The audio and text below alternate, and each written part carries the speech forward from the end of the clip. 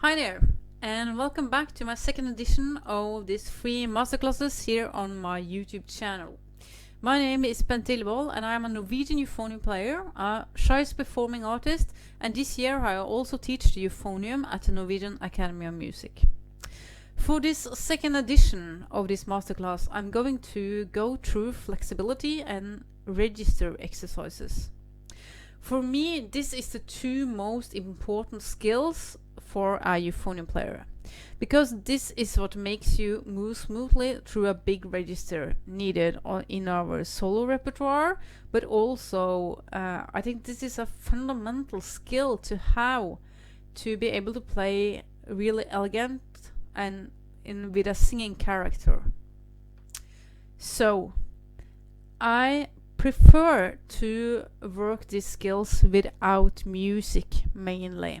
And this is because I find that not having to focus with my eyes, like visually, gives me more energy to listen and feel. And when I say feel in this case, I refer to the feeling inside of my body.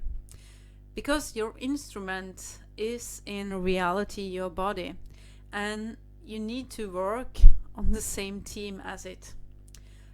So listen for signals and pay attention to what you do and how it feels. And when it feels good and it sounds good, then you're there. And I think that is the fastest way of learning, actually. The craftsmanship part of playing an instrument is strongly related to muscle memory, and to connect the muscle memory close with your mental awareness and caution will be of great help, I think. So, but I'm also going to use some music, and the music I'll be using today is music from Remington, Arban, and How Brass Players Do It by John Ridgedon, and Clarke Technical Studies, and Brad Edwards' Lips, Slurs, Melodies. You'll find everything described as we go, and also in a summary with some etude tips at the end of this video. I have a fundamental question for you that you need to ask yourself before we go, and that is, when you miss a note, why do you miss it? Maybe you should put this video on pause for a second and think about this, because this is crucial. Because when I ask myself that question, when I asked myself and when I still ask myself that question, the answer is almost the same every time. It's because I don't know the pitch in my mind or in my ears. I don't have a clear mental picture of where I'm going. And to me, that is the fundamental skills, not only for being a good instrumentalist, but for being a great musician and artist. My point being that if you don't know where you're going, it will be impossible to go there. Think about this when it comes to flexibility, or high range or low range. If you don't have a clear mental picture or sort of mental sound of the pitch you're going to play, you will probably not play it. So can you sort of sing it or feel it? That is the key, I think. So now you know that we really need to totally keep track of what we are doing.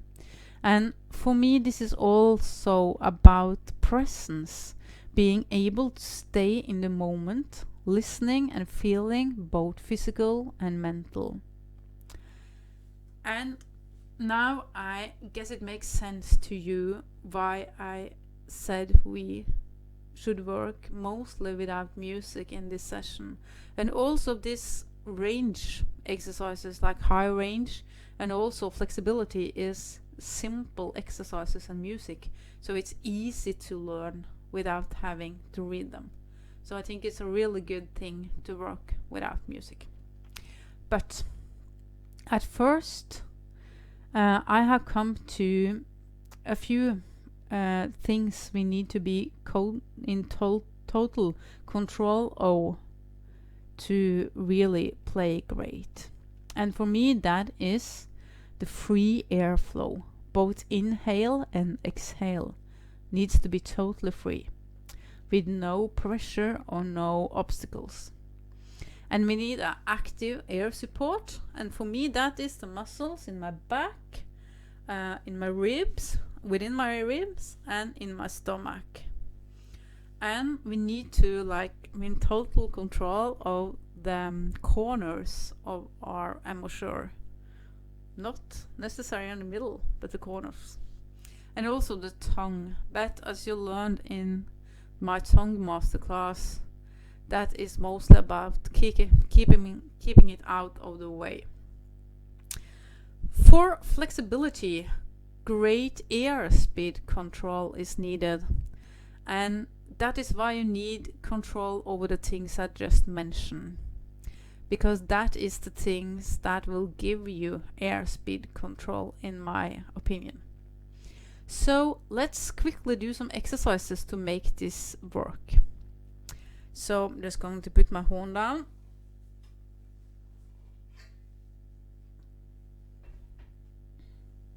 First, we are looking at the free airflow. I use my mouthpiece sort of the wrong way. I put it in my mouth, not on my lips, but really in my mouth, and inhale and exhale.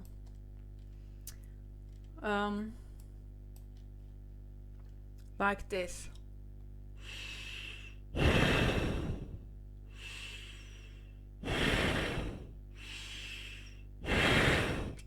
And I hope you can feel how this helps your air move without tension. It's almost like being in a respirator. You just get it all down and all out.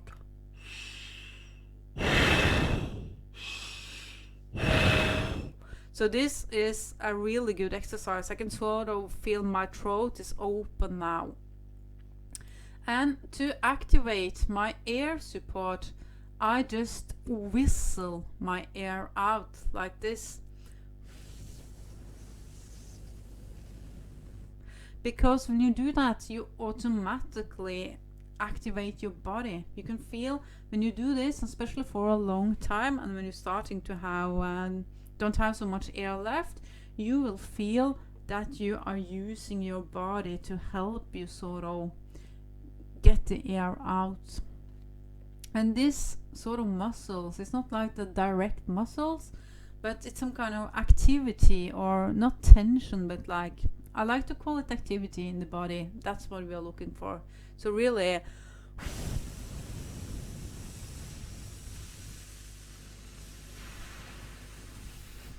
at some point you will feel something happens in your body, and that is the support you're looking for.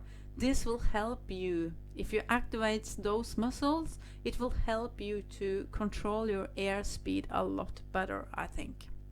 And here I also recommend to use the Flow Partner by Randefalk Music. This is also a great help to activate those muscles.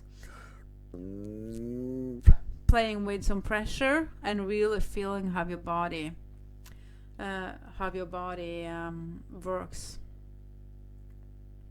The Flow Partner will also help in developing the muscles in the corner of your lips. For me, that is the muscles I use when I play. I don't think so much about the lips that are inside my mouthpiece. And using the Flow Partner with some resistance will help you get stronger in those muscles. But also be careful, because when you have some resistance added to the Flow Partner, it gives you quite a pressure inside your body while playing it, and that is not the feeling you should have on your instrument. So, and I also find that the visualizer helps me a lot working on my chops. And when I play, I told this before, I like to anchor my mouthpiece below my lower lips. Like, here is my anchor point. I don't anchor at all on my upper lips. And the reason for this is that most of the time, at least in the normal register of the instrument,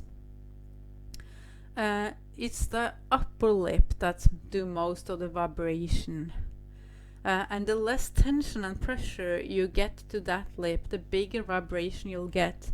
And you know that will affect the harmonic series in your sound, and also the size of your sound and singing quality, I think.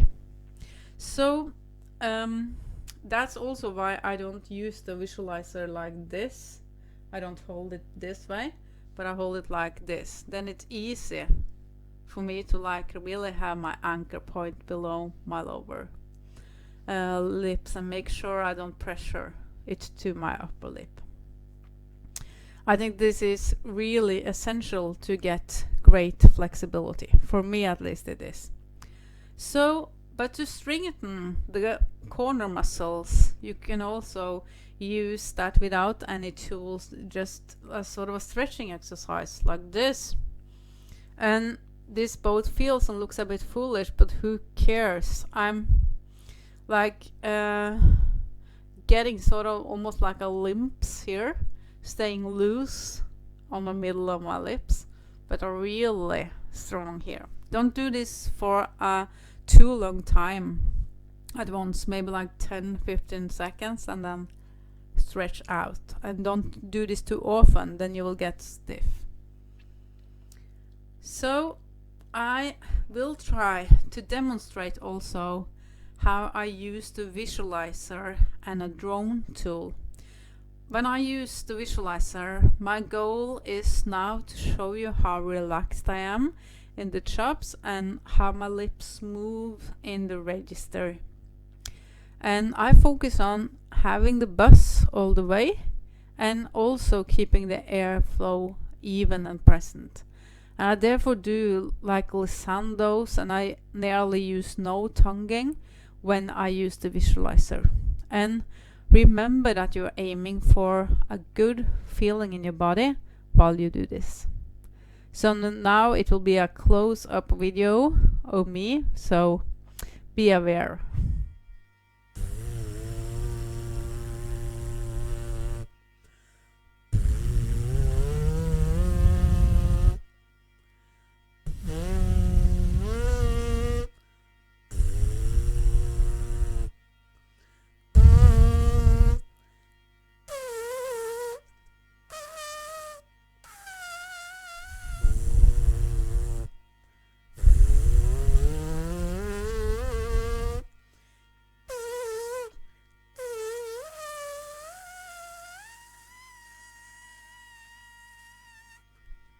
Then we are ready to do some exercises on the instrument. I start my everyday practice session with this exercise because it forces me to sing immediately. Like I don't never compromise on sound, and it's like the first sound every day should be a good sound. It's not like you should spend half an hour to make a good sound. The first note has good sound. So this is real simple. It starts on the middle F, going down to the low B flat, and then up to the second B flat, and continue on every harmonics downwards.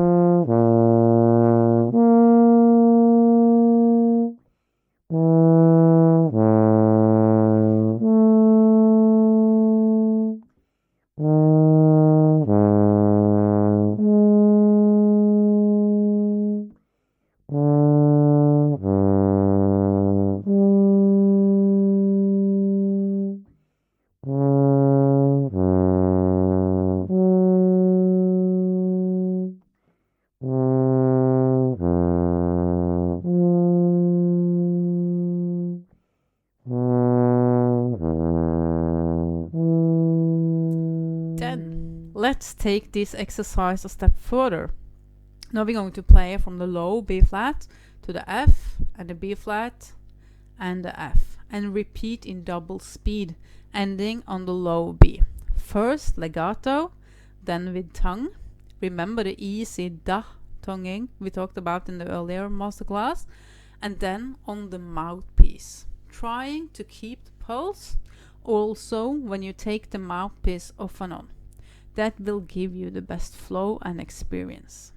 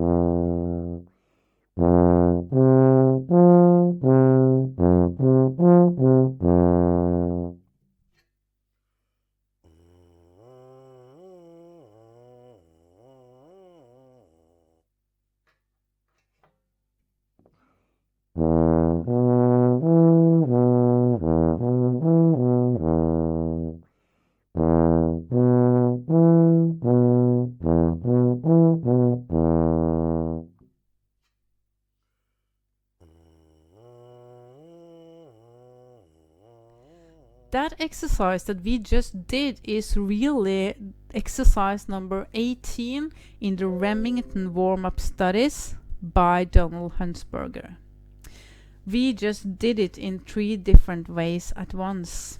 So now we are going to continue using the Remington book.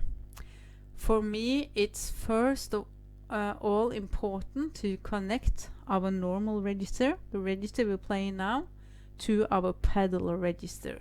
For me, that is the first step, and that's your first thing you should work on when getting into flexibilities. Don't pay so much attention to your second octave at the beginning.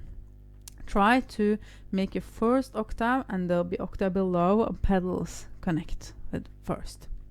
This is hard, and some notes are not so easy to make sound good on the horn. For example, the C in the pedal register and also the B.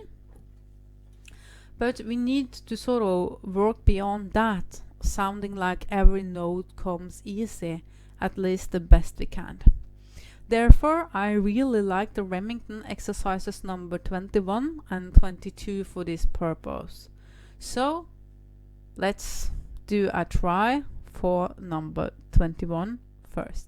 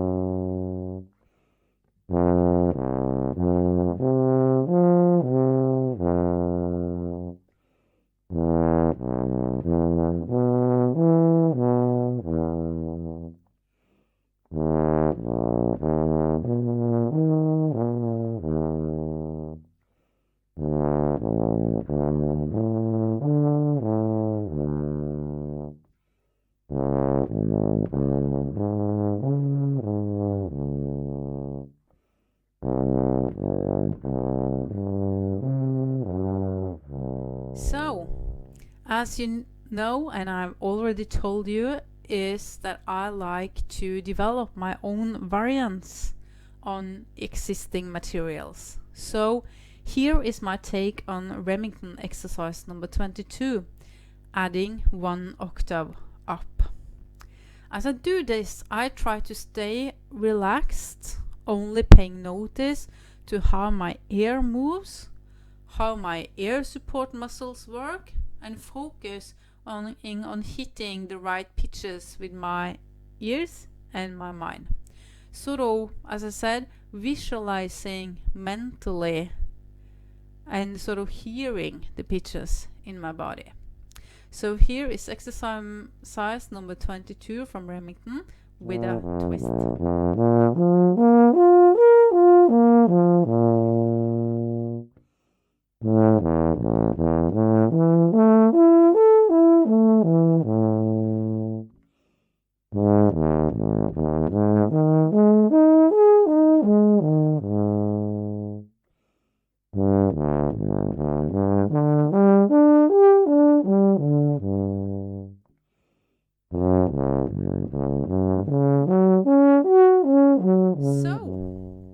Before moving further on in the Remington book, let's go to some Arbans.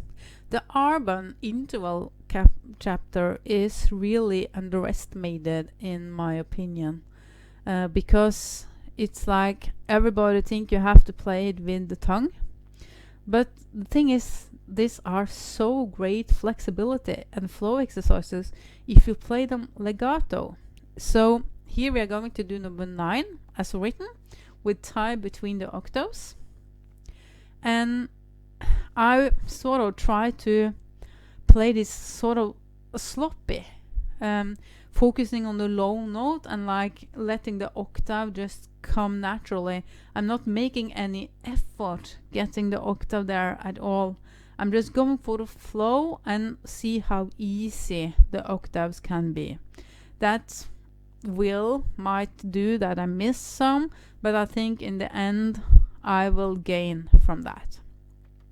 And let's also do a few lines from exercise number 6 in this chapter. These are really kind of heavy, having the triads and then the upper fifth. But think as a melody, aiming for the same sound on every note, and don't accept any sort of gaps between the notes. Force yourself to have the air moving all the way.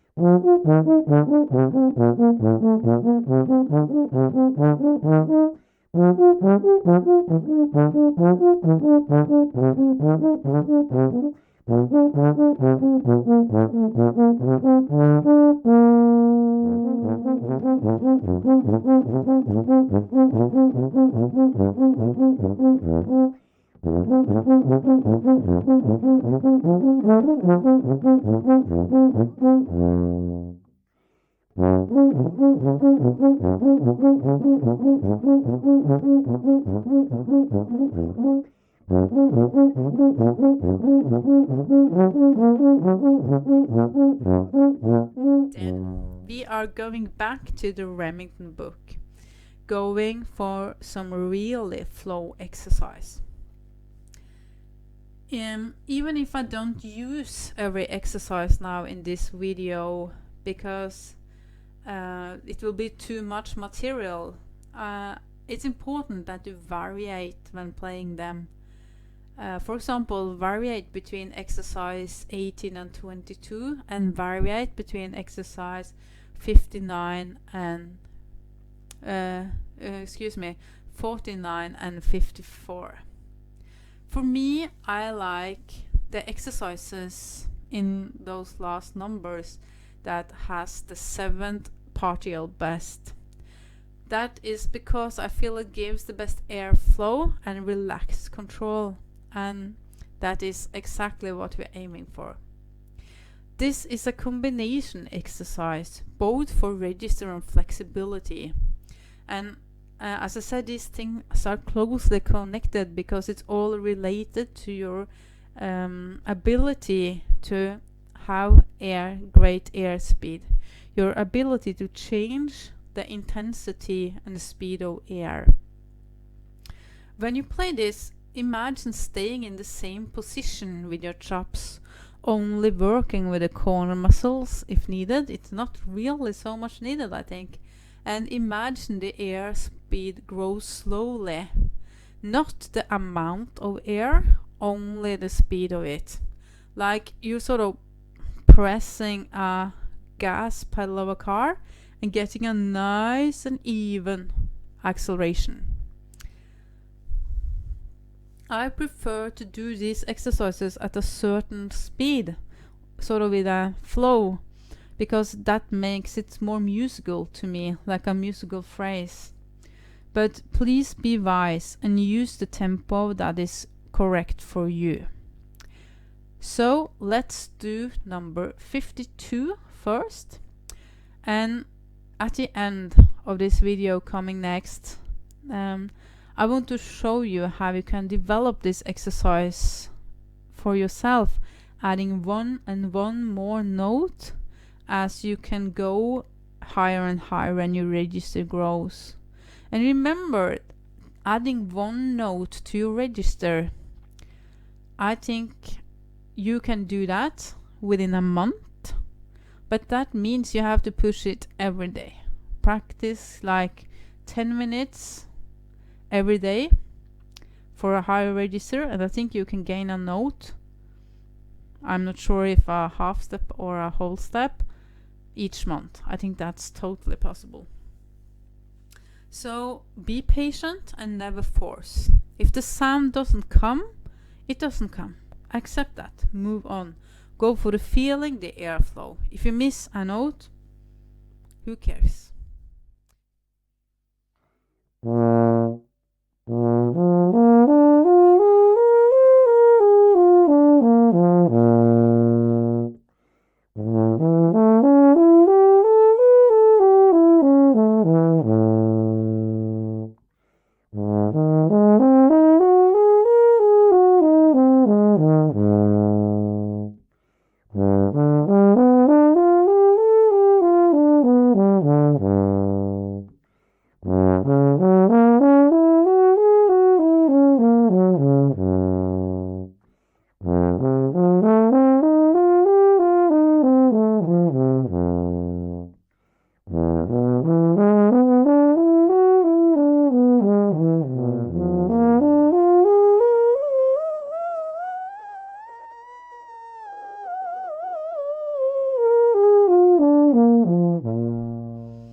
So, as I mentioned, there are so many great exercises for flexibility, for flexibilities, and I think you should be creative and pick and develop stuff that will help you exactly what you need. But in the Remington book, I would specifically recommend to work with number 24, 27, 35, 37, and 40. They are a bit more static, more lip trill than what we are doing now. So I personally prefer to get my more lip trill exercises from the John Ridgedon How Brass Players Do It. And that's where we're going now. This book alternates the rhythmical patterns in the exercise, and that makes it so much harder, I think, because it's like, I feel playing flexibility, you can sort of get in the flow and have like an even air speed and doing like the same pattern. But when the rhythm changes, it's a totally different exercise. So let's grab number 21 in How Brass Players Do It. And I will try to demonstrate how I sort of look for the best feeling in these exercises before I play it.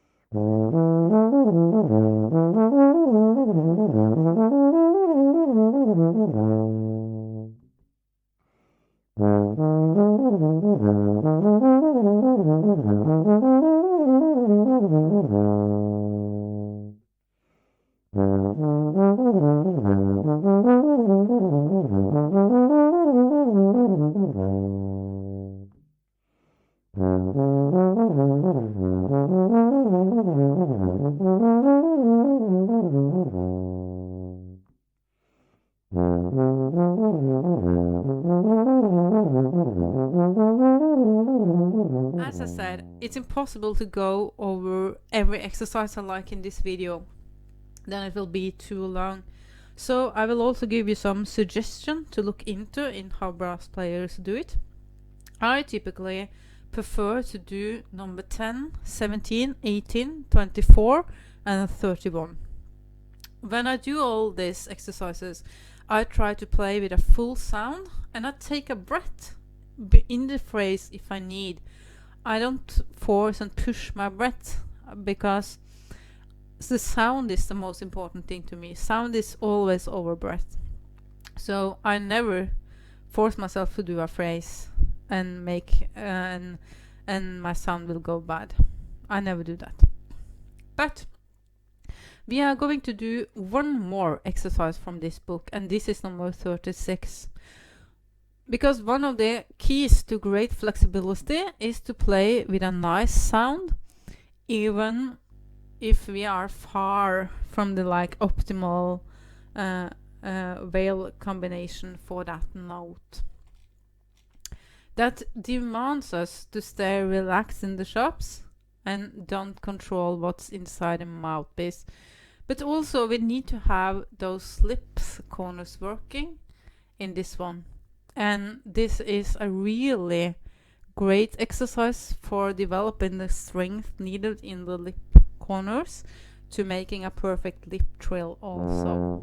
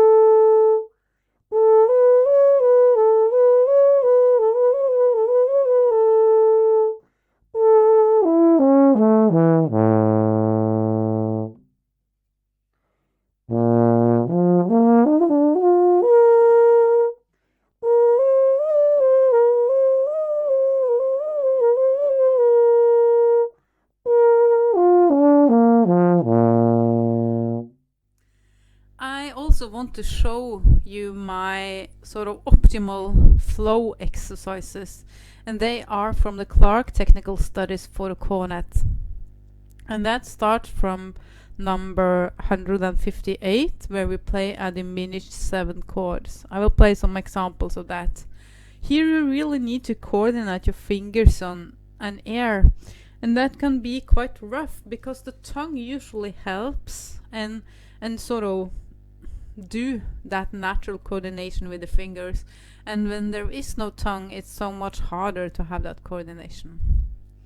And I will also play number 151, like the major thirds from 1, 4 and 5 in the harmonic series.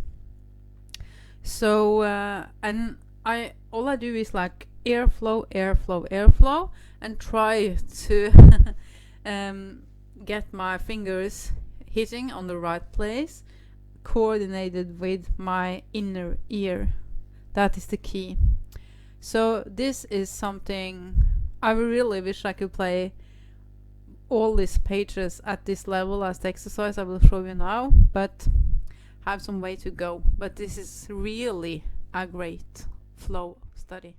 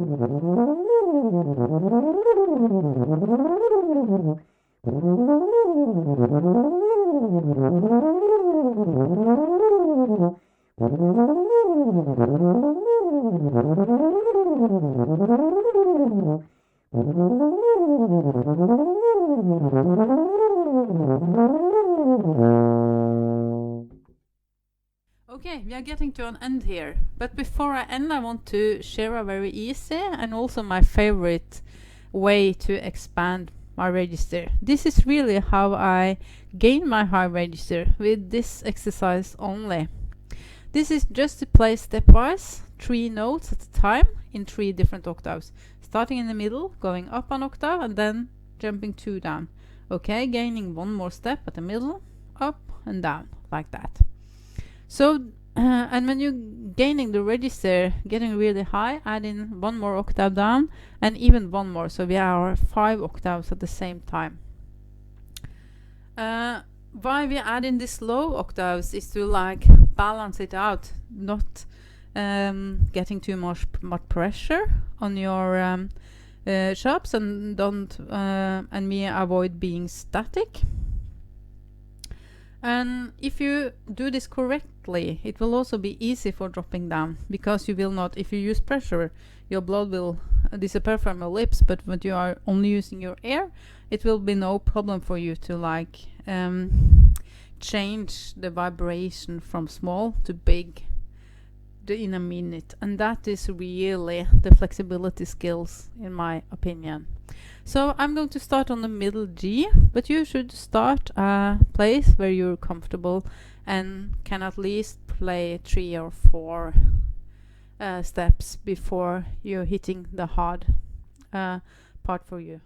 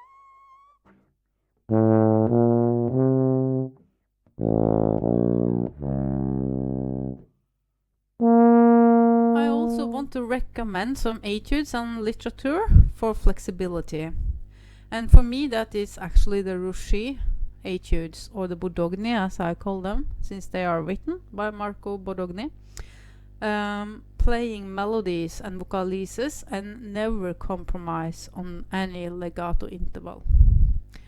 I also love the Bicchiere advanced air flow studies. They are really good, look into them.